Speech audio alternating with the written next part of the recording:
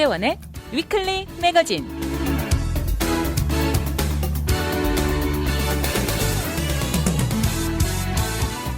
안녕하세요. 위클리 매거진의 문대원입니다.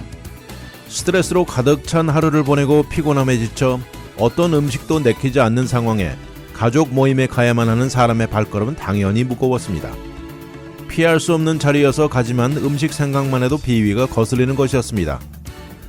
전체 모임의 분위기를 해칠 수 없다는 생각에 먹는 신용만이라도 해야겠다고 간 것입니다.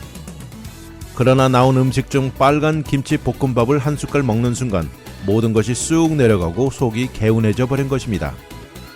너무나 다행히 속이 풀어지면서 생각지 않게 저녁을 잘하고 돌아온 것입니다. 김치 볶음밥 덕분에 새삼스럽게 우리 선조들에게 커다란 감사함을 느끼고 한 주일 내내 만난 친구들마다 김치 볶음밥 이야기를 수차례 반복했습니다.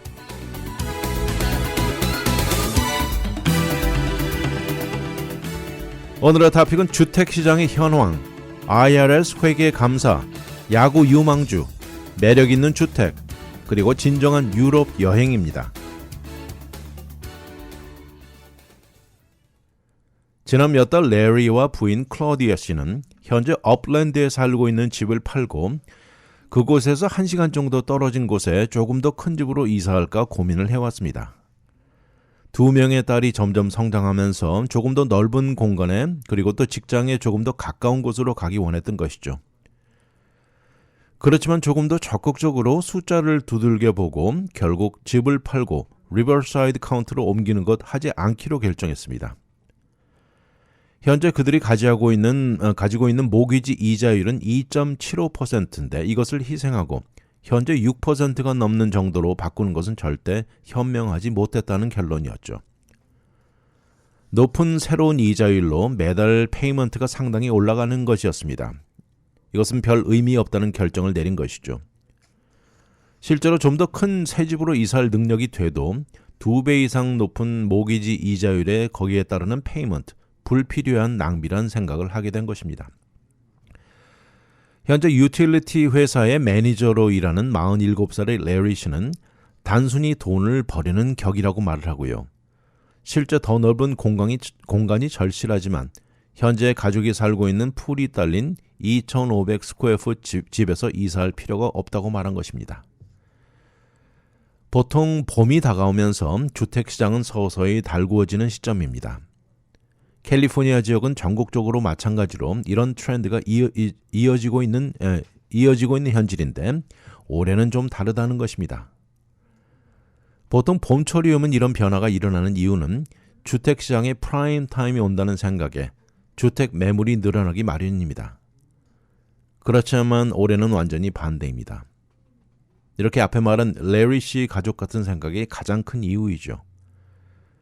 현재 가지고 있는 아주 낮은 모기지 이자율을 던져버리고 현재 주택 가격이 최저인 상황에 팔 생각이 전혀 들지 않는 것이죠. 바로 이런 것을 셀러 스트라이크라고 부릅니다. 이런 현상은 작년 이자율이 크게 증가하면서 일어나고 집을 사려는 사람들을 더 어렵게 만드는 요소입니다. 전국적으로 주택시장이 차가워지고 파는 사람들도 상황에 적응해가는 현상이죠. 사실 작년 이맘때하고 비교를 하면 그때는 셀러는 복수 오퍼에 그리고 한번 내놓은 집이 며칠 만에 팔리던 것과는 큰 차이를 보이고 있죠. 그러자 많은 셀러들이 집 팔겠다는 생각을 아예 접고 매물에서 거두어들입니다. 그러니 매물 숫자는 점점 줄어들고 결국 앞으로 현재 집 소유주와 미래 바이어들에 미치는 여파들이 다양할 것으로 내다보고 있습니다. 결국 주택 가격이 밑바닥이란 의미인데 이 정도 아래로는 아예 팔려고 내놓지도 않겠다는 것이죠. 그러니 현재 나와 있는 주택도 적고 가격이 더 이상 하락하는 것을 막는 결과를 가져옵니다. 매물이 적다는 것은 모기지 이자율을 7%에 육박하는 이유보다도 오히려 주택 가격이 떨어지지 않는 이유이죠. 이렇게 셀러가 팔지 않겠다는 굳은 마음이 크게 작용하고 있는 현실입니다. 지금 미국 전국적으로 주택시장 전체를 놓고 볼 때 작년 이맘때보다는 분명히 슬로우다운이 된 것은 분명합니다. 작년 그때 당시는 이자율도 지금보다 한층 낮았죠. 올해 들어서 2월 달을 비교해 보면 주택 가격은 LA 카운티 안에서만 적게는 4%에서 12%까지 하락했다고 나와 있습니다. 그러나 앞으로 주택 가격의 추가 하락은 점치기 힘들다는 것이 전문가들 말이죠. 현재 미국 내 직업시장은 지속적이고 현재 주택 소유자들 꼭 집을 팔아야 하는 이유가 적다는 것입니다. 이번에 모기지 데이터 프롬이 발표한 것을 보면 현재 1,340만 가정, 지금 가지고 있는 모기지 이자율이 3% 미만이라고 나와 있습니다. 그리고 이자율이 3에서 3.99% 사이 모기지 소유자들 숫자가 2천만 가정이 넘습니다. 이 두 개를 합치면 미국 내 주택 소유자들 모기지 전체의 65%를 차지합니다. 그리고 반대로 모기지 이자율이 6% 이상을 가지고 있는 주택은 전체에서 4%밖에 되지 않습니다. 이렇게 모기지를 가지고 있는 사람들 중 이자율이 이 정도 차이 폭이 컸던 적은 1980년대, 그때 당시 처음입니다. 이런 모든 것들이 주택시장이 활발해질 시즌을 크게 변하게 만든 결과입니다. 보통 일반적으로 1월에 주택 매물이 최저로 떨어지고요. 3월 정도가 되면 5에서 15%가 증가하고요. 그런데 올해 3월 24일까지 봤을 때 남가주 3대 카운티라고 부르는 로스앤젤레스 카운티와 오렌지 리버사이드 카운티 올해 시작보다 오히려 15%가 하락했습니다. 거의 모든 모기지 소유자들 지난 3년 동안 리파이낸스를 한 상황입니다. 그러니 셀러들이 꼭 팔아야 하는 상황이 아니고서는 지금 팔 이유가 전혀 없다는 것이죠. 한 좋은 예가 있는데요. 이 부동산 에이전트가 집을 팔려는 3개 리스팅을 가지고 있습니다. 근데 이 중에 한 사람은 나이가 많은 사람이고요.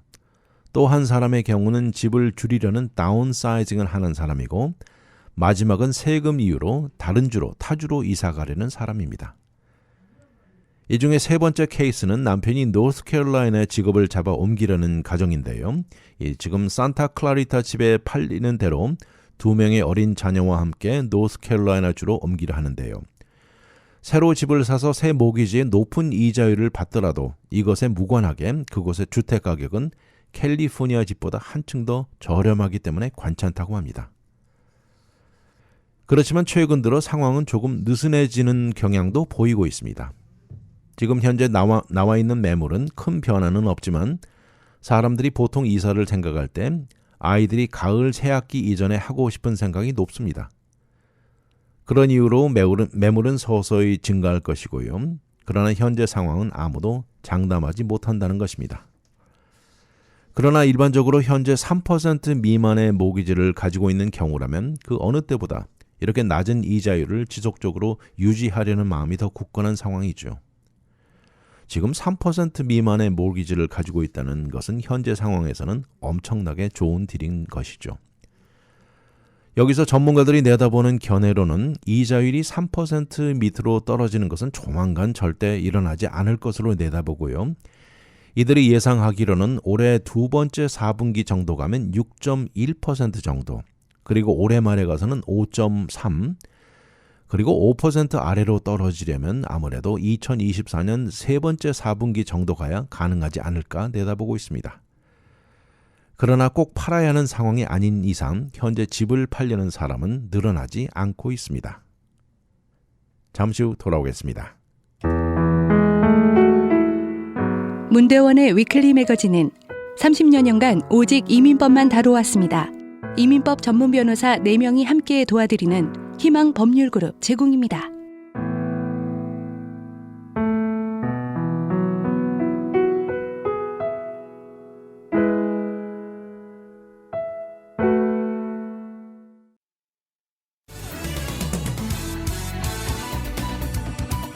와이드 매거진 문대원의 위클리 매거진.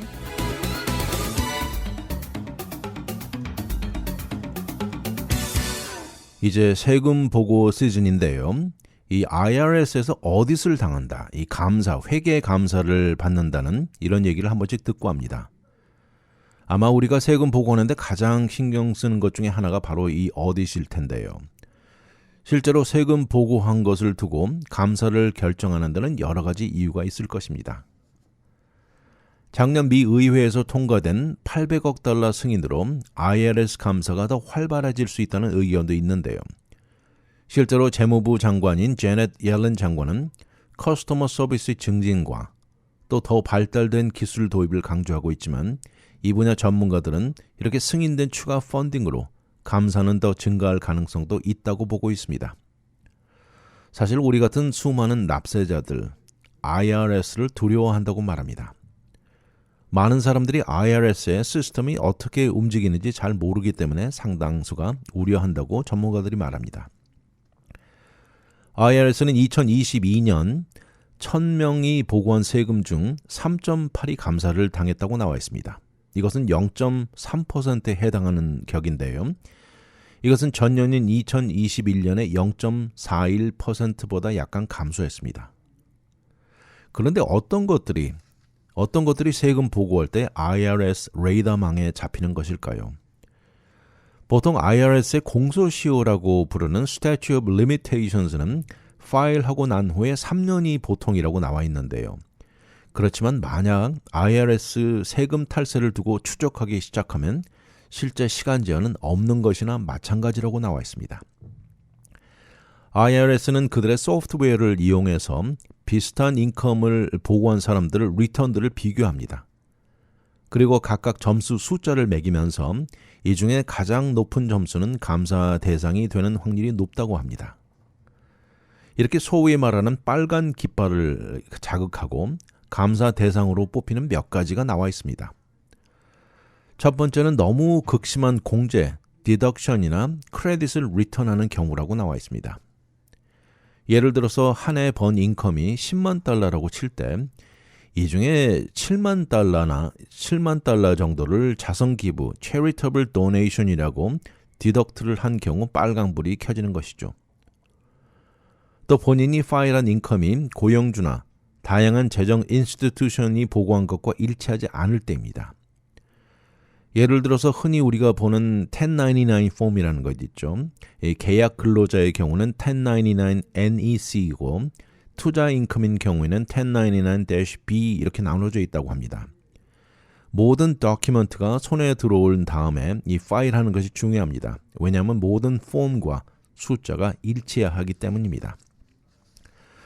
또 다양한 세금 공제, 크레딧이 중요합니다. IRS는 모든 텍스 크레딧을 꼼꼼히 리뷰한다고 나와 있습니다. 거기다 세금 공제를 받는 디덕션, 많은 경비 처리죠. 이런 것들 중에 특히 숫자가 끝자리들이 0으로 동글동글한 숫자 0으로 처리된 경우 의심을 갖게 됩니다.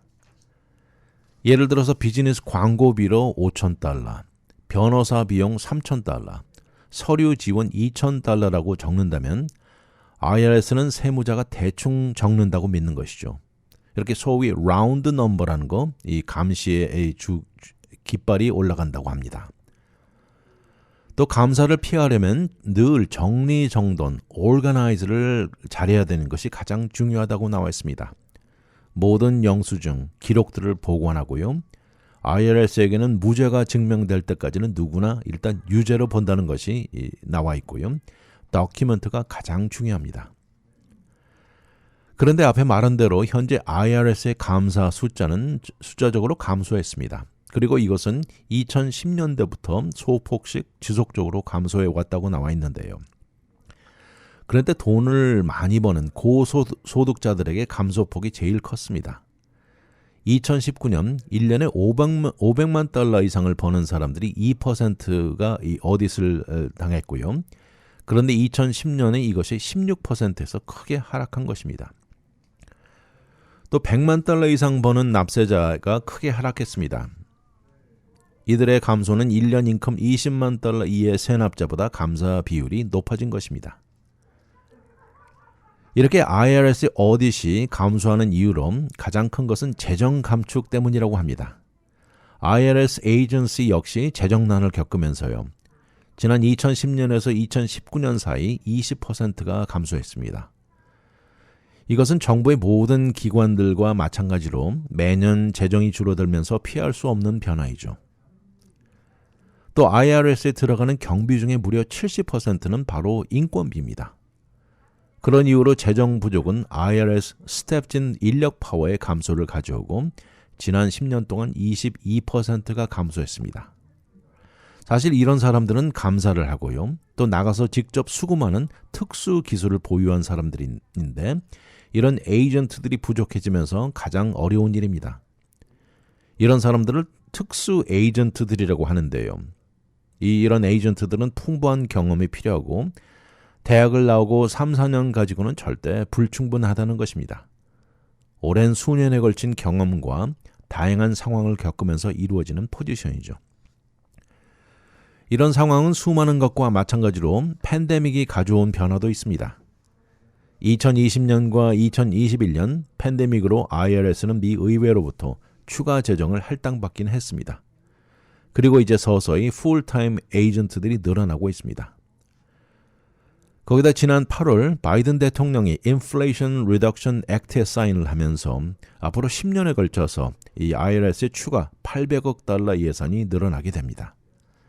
이렇게 큰 액수는 IRS에 흔히 볼 수 없는 정도의 액수라지만 사실 연방정부가 할당하는 해군이나 보건당국에 내려지는 액수와 비교하면 절대 큰 액수는 아니라는 것이죠. 이렇게 800억 달러 예산 중에 이 중에 460억 달러는 세금 탈세를 잡아내는 데 사용될 것입니다.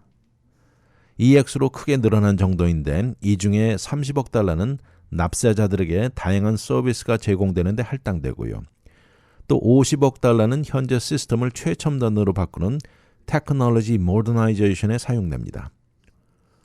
또 5억 달러는 대체 에너지에 제공되는 텍스 크레딧으로 사용될 전망인데 이것은 주로 전기자동차 텍스 크레딧으로 나가는 것이 확률이 제일 높습니다. 이렇게 늘어난 재정으로 IRS는 10,000명 정도의 에이전트를 새로 고용한다고 발표했는데 그러면서 감사 활동량도 자동적으로 늘어날 것입니다. 세금 시즌입니다. 적절한 준비와 오르가나이제이션으로 정확한 세금 보고를 하시고 감사 가능성을 낮추는 것이 제일 현명할 것입니다. 잠시 후 돌아오겠습니다. 문대원의 위클리 매거진은 30여 년간 오직 이민법만 다뤄왔습니다. 이민법 전문 변호사 4명이 함께 도와드리는 희망 법률 그룹 제공입니다.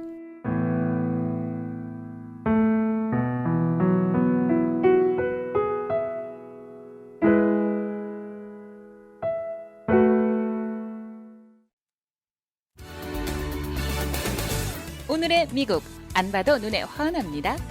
와이드 매거진 문대원의 위클리 매거진.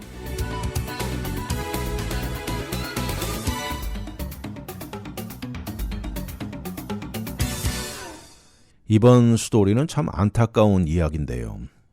인디애나주에서는 배저 가정에 다가온 비극입니다. 이 가정의 13살짜리 아들은 늘 아버지에게 텍스트 메시지를 했는데 하루 오후에 아들 텍스트 메시지가 오지 않았습니다. 매일 오후 학교 마친 시간에 텍스트 메시지 내용은 이렇습니다. 헤이 아빠 집에 왔어요. 숙제 좀 하고 좀 이따 만나자는 그런 보통 일반 메시지였습니다. 13살의 테리 배저 3세인데요. 매일같이 거의 똑같은 메시지를 아빠에게 보냈습니다.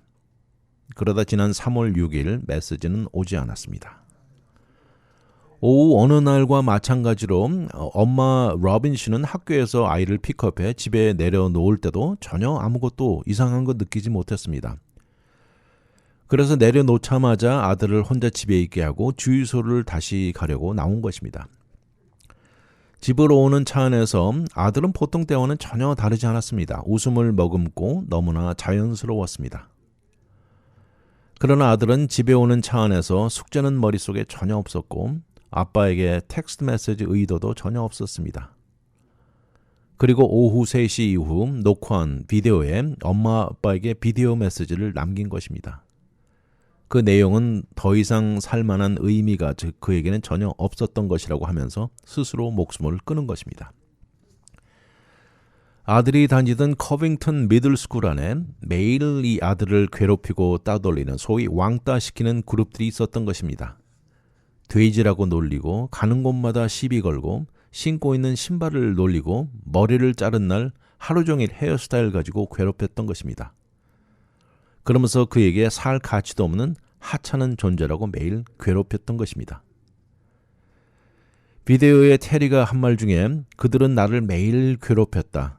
내 인생이 증오스럽다. 그리고 괴롭히던 아이들 이름을 명확하게 말하고요. 나의 죽음을 그들에게 감사해야 한다고 이렇게 얘기를 했습니다.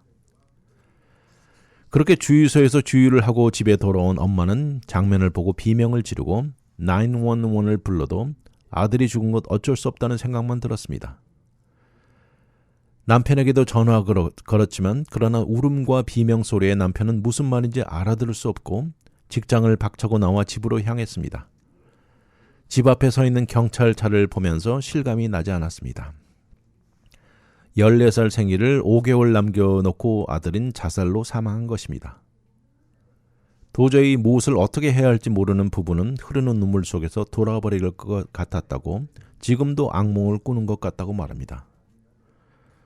지금도 잠을 제대로 잘 수 없는 부부는 2살 때부터 야구를 시작한 아들이 지금도 웃으면서 방에서 나올 것 같다고 말합니다.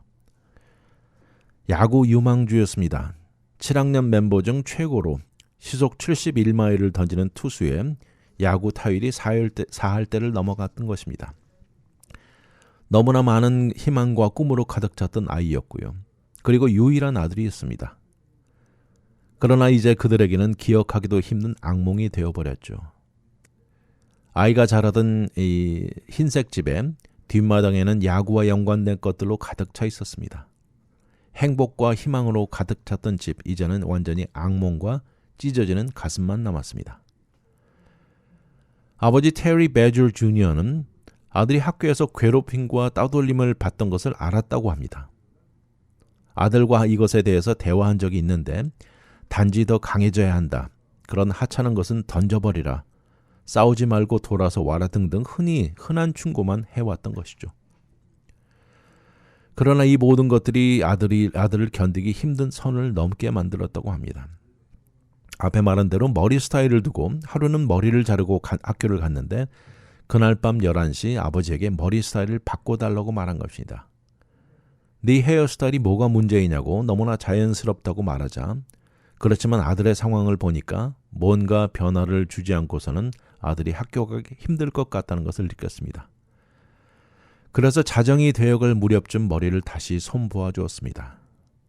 그렇지만 그 다음날 학교 아이들은 다른 것을 가지고 놀림감을 가지고 아이들을 괴롭혔습니다. $150짜리 나이키 에어맥스 신발을 두고 놀리기 시작했고요. 테리는 집에 와 그 신발을 던져버리고 다시는 그 신을 한 번도 신은 적 없었습니다.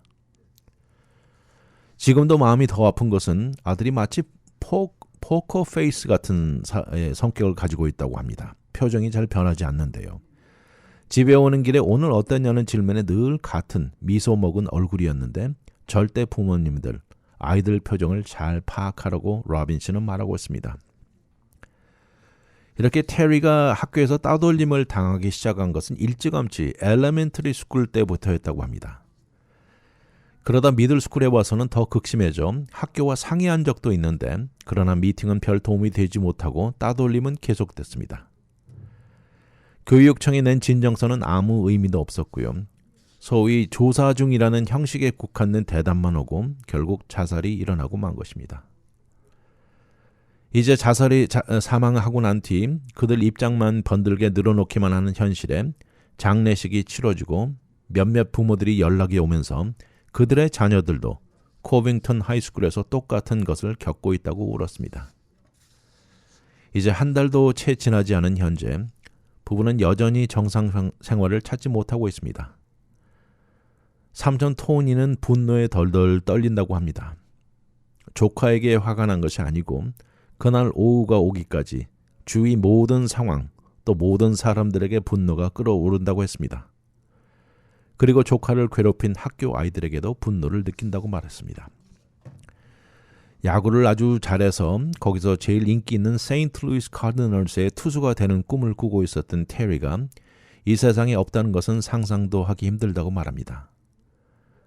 그 아이가 성장한 집 앞에 서서 그리고 테리의 아버지이고 그의 형의 무너진 모습은 이 혼이 몸에서 완전히 떠나가 버린 것 같다고 말합니다. 나중에 유명한 야구 선수가 돼서 엄마 아빠가 경제적으로 아무 걱정 없게 해주겠다고 웃던 테리의 모습에 모든 가족 친지들 눈물이 마를 날이 없습니다.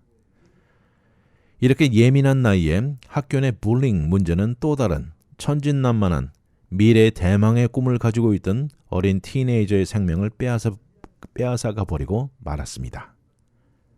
잠시 후 돌아오겠습니다. 문대원의 위클리 매거진은 30여년간 오직 이민법만 다뤄왔습니다. 이민법 전문 변호사 4명이 함께 도와드리는 희망 법률그룹 제공입니다.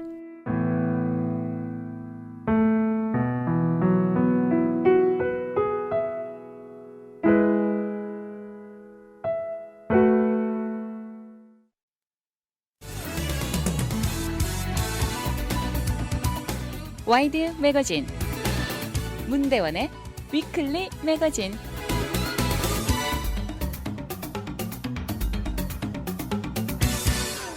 지금 살고 있는 집을 앞으로 내놓고 또 이것을 좋은 가격에 팔기 위해서 많은 사람들이 손을 보죠.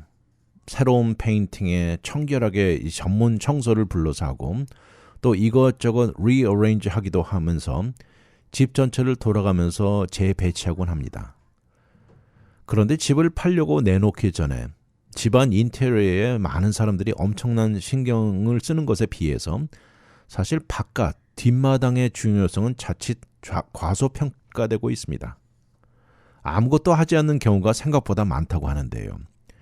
이렇게 집안을 돌아가면서 준비하고 프레핑하기가 마찬가지로 이 앞과 뒷마당도 상당히 주택 가치와 분위기에 중요하다고 전문가들이 말합니다. 더욱이 여름철이 서서히 다가오는 현 시점에서는 뒷마당에서 보내는 시간이 늘어나는 시점이죠. 그래서 본인의 뒷마당 분위기를 한 번 더 재검토해보는 것도 좋은 아이디어라고 나와 있습니다. 몇 가지 좋은 추천이 있는데요. 이 뒷마당에 다양한 앉을 수 있는 옵션을 갖추라고 나와 있습니다. 그리고 이런데 색상은 너무 강하지 않은 중립적 색깔, 이 뉴트럴 컬러가 좋다고 나와 있는데 이런 것 중 하나가 그네에 매달려 있는 시트나 아이나 어른이나 약하게 움직이면서 그 그네 의자에 걸터앉아 책을 읽거나 시원한 레모네이드를 즐기는 것 아주 좋다고 나와 있습니다.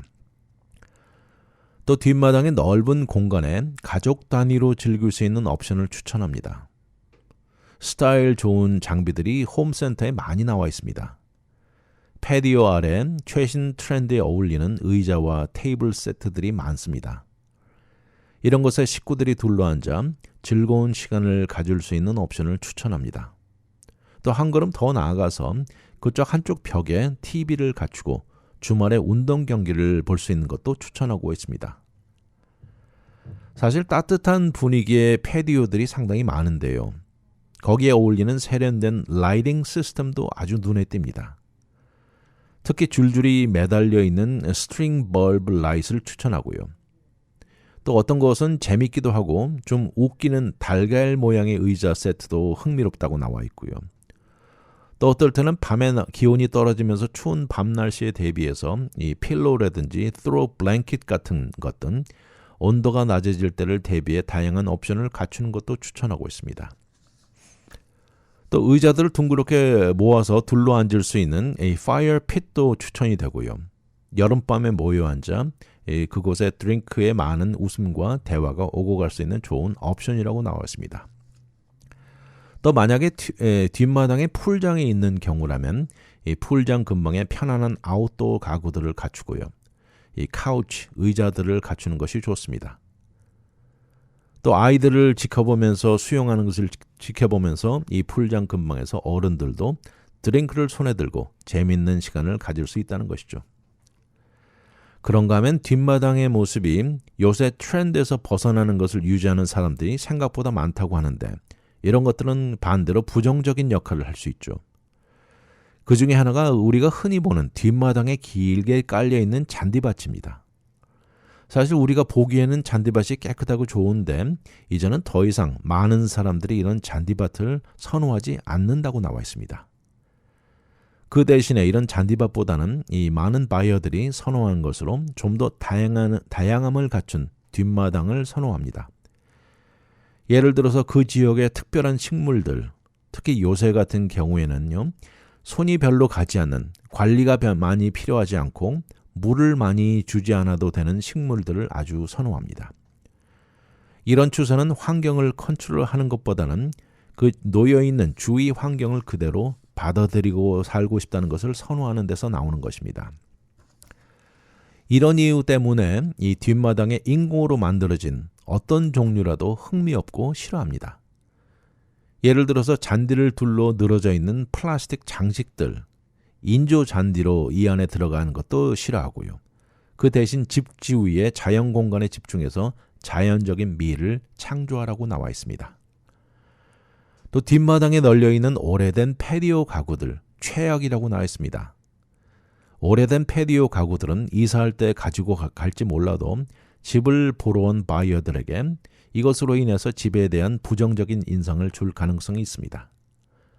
싸구려로 보이는 색깔도 바랜 오래되고 이 낡은 가구들, 또 곳곳에 갈라져 있는 뒷마당의 테이블이나 의자들이 좋을 리가 없죠. 그런 의미로 새집에 이사가서도 뒷마당의 가구를 고려할 때 색깔도 가능하면 잘 변하지 않고 갈라지지 않는 것을 잘 골라서 구입할 것을 추천하고 있습니다. 보통 부동산 전문가가 이 집안의 스테이징을 하는 전문가들이 추천하는 것들로는 집 안의 인테리어 색깔 가능하면 가장 중립적으로 선택하라고 하는데 이런 이유도 있습니다. 이렇게 중립적인 컬러를 선택하는 것은 바이어들이 가구나 집안 페인팅에 집중하는 대신 집의 중요한 레이아웃이나 골조 자체에 집중하게 만든다는 의미가 있습니다. 그런데 이런 것들이 뒷마당 바깥도 마찬가지라는 것입니다. 뒷마당을 돌아가면서 눈에 확 들어오는 오래된 쇠로 만든 사인이라든지 세라믹으로 만들어진 태양, 많은 데코레이션을 없앨 것을 충고하고 있습니다. 앞에 말한 대로 불, 라이팅은 집안 분위기에 최고로 중요한 것 중에 하나이죠. 그런데 뒷마당 아웃도어 역시 아주 중요합니다. 특히 집을 보러 오는 사람이 일 마치고 저녁이나 어두운 날씨에 오는 경우라면 뒷마당에 돈을 들어서라도 라이팅 업그레이드는 절대 가치가 있다고 나와 있습니다. 돈을 많이 들이지 않아도 이 걸어 들어오는 패스웨이 불이나 뒷마당 테이블 위를 비추는 라이팅 스페이스를 한순간 고급스럽게 만들어준다는 것입니다. 그리고 또 어느 집이나 뒷마당 한 구석에 가보면 이 못 쓸 정크들이 많이 모여 있습니다. 고장나 사용이 불가능하게 된 오래된 기구라든지 뒷마당 정원 도구들, 마당 안에서 사용하던 버켓 안의 정크들, 이런 모든 것들 바이어들 눈에는 정돈되지 않고 더럽게 보일 수 있습니다. 절대 시간을 내서 이 모든 것들을 정리하고 버릴 것은 과감하게 버리고 뒷마당 청소에 더 이상 사용되지 않는 것들은 처분해야 합니다. 사실 이렇게 정리를 하고 다 버리고 난 후에 뒷마당을 이렇게 보면 우리 마당이 이렇게 많은 공간이 있었나고 놀랄 수도 있다고 나와 있습니다.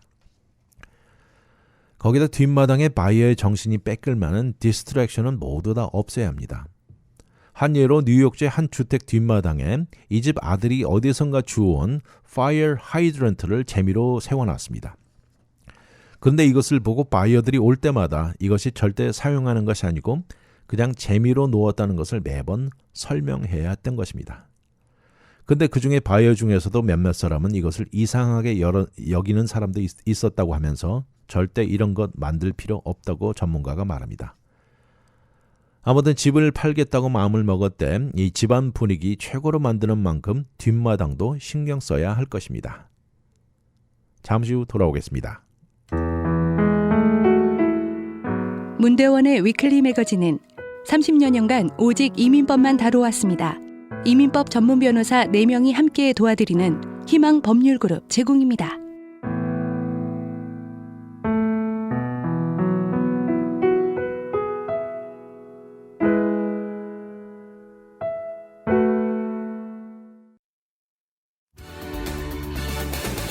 오늘의 미국 안 봐도 눈에 환합니다.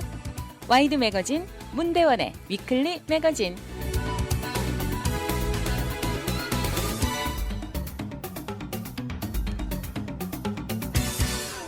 유럽을 한 번쯤은 다 가보셨을 거라고 생각이 드는데요. 진정한 유럽 여행을 한번 해보고 싶지 않으신지요? 유럽 여행을 특히 인도하는 릭 스티브스라는 사람이 있습니다. 이 사람 이름은 유튜브에서도 쉽게 찾을 수 있는데요.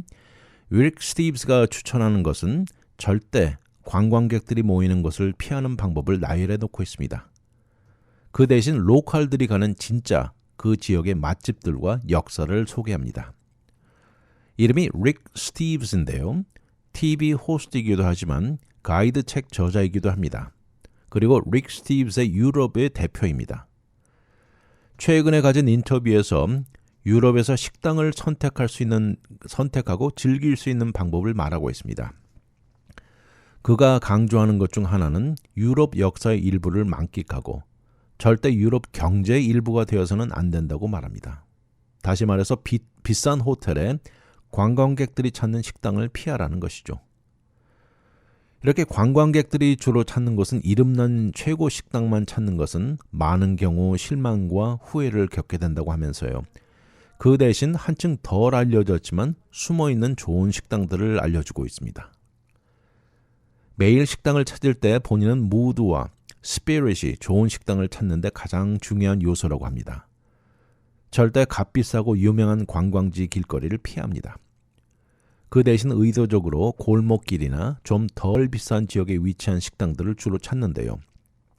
이런 것들은 관광객으로 가득 차기보다는 행복한 동네 로컬 사람들이 즐기는 식당을 찾는 것입니다. 식당들이 관광객을 상대하는 곳에는 사인들이 나와 있습니다.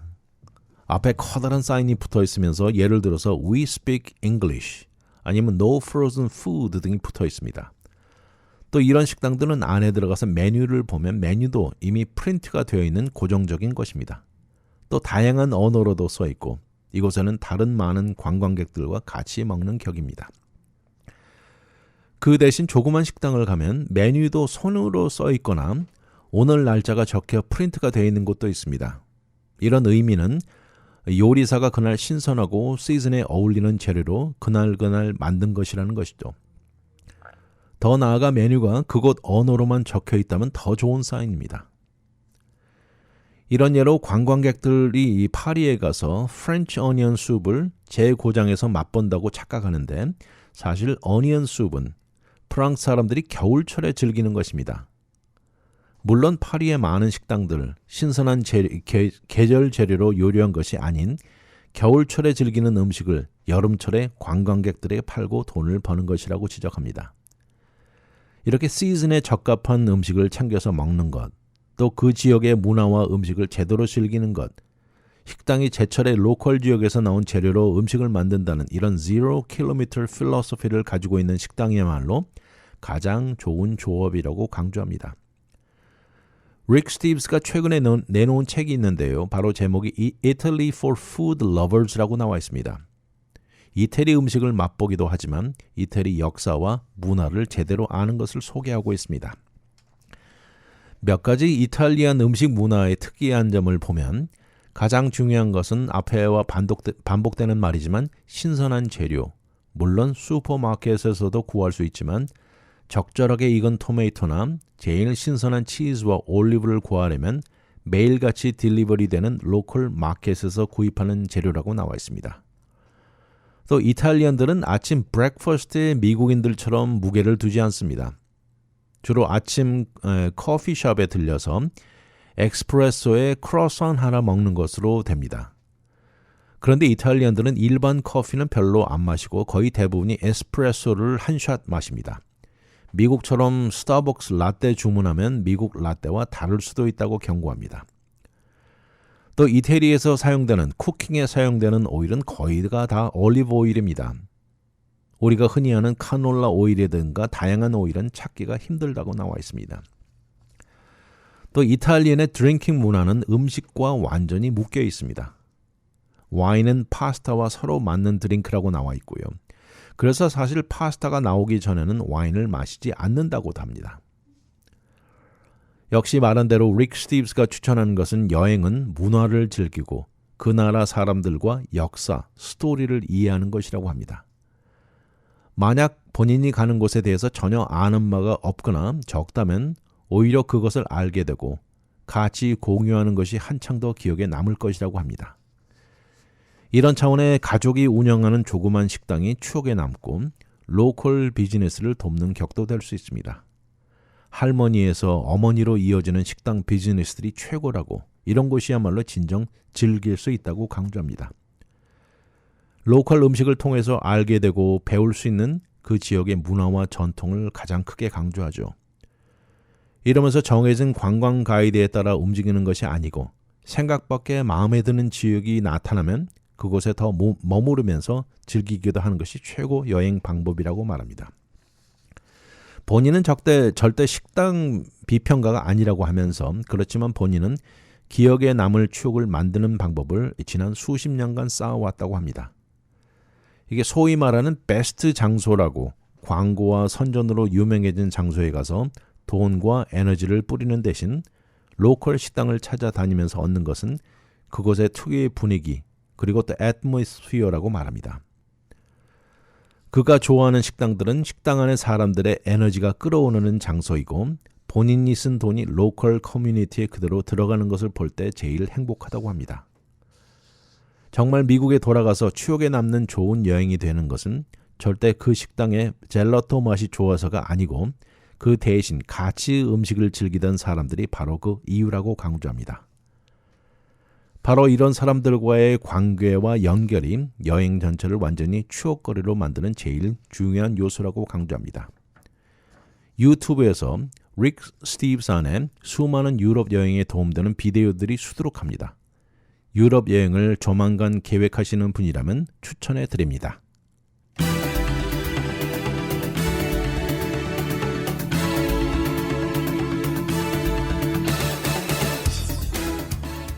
단순히 여행 장소를 다녀왔다는 것보다 그곳의 문화와 사람을 제대로 알려면 로컬의 고유 음식을 먹어봐야 한다는 것이 여행 전문가들의 조언입니다. 흔히 관광객들이 들려가는 곳은 진정 그곳을 제대로 반영하는 데 한계가 있다는 것입니다.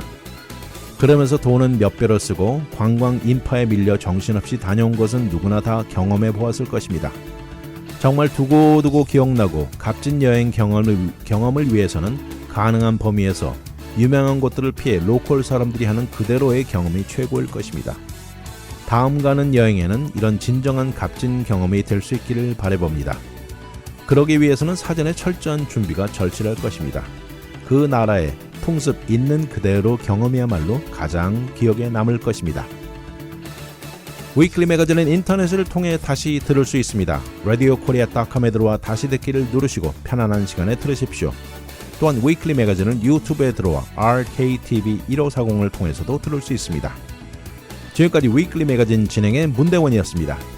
감사합니다.